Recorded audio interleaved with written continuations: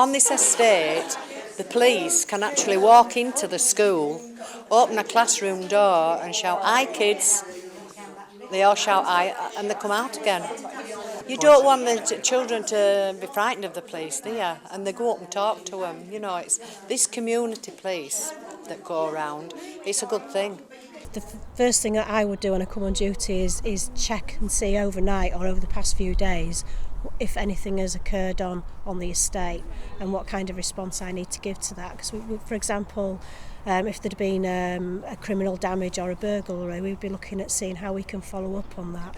In terms of reassurance, crime prevention advice, we'd perhaps visit somebody in person, just to, as I say, give that reassurance to people that the police are aware what's happening and we're here to support you.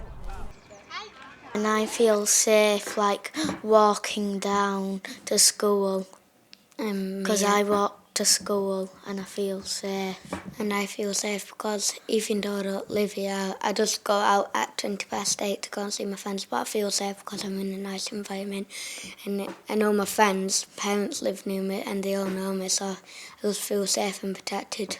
Did you feel there were a lot of people looking out for you? Yeah.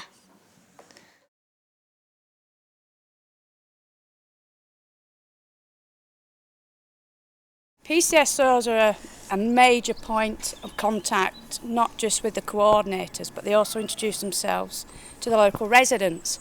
And with the elderly residents, they say afterwards, it's nice, you meet a PCSO, you feel safe, you feel comfortable, you've got someone watching you from as a coordinator, you've got a PCSO doing regular visits, making sure everything's all right, or you get like Liz coming round to see them. And it just builds a community up. All the neighbours are starting to watch out for each other now, where it was at one point would be just us. Now we watch out for each other and we share lots of information, and it has built the community up a lot more. North Yorkshire is the lowest crime county in the country, and Craven especially is particularly low in crime. It's a great place to live. Here on the estate, it's our work with partner agencies, the Yorkshire Housing, the local council, and the Neighbourhood Watch particularly, and the local residents that make it and help us to keep it that way.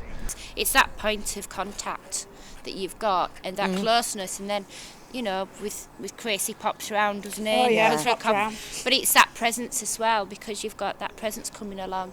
Oh yeah, you know, the police are present, they're aware, they're wanting to be more involved with the community, so it's making all the residents feel a bit more safer because they know that the police are genuinely interested.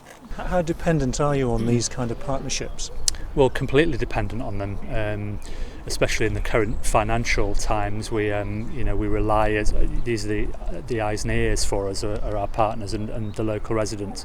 So we do rely on them for information and for us to put out appeals and so on. And it wouldn't work if it's just the police. We're entirely dependent on partnerships and the cooperation and work that our residents do on these estates.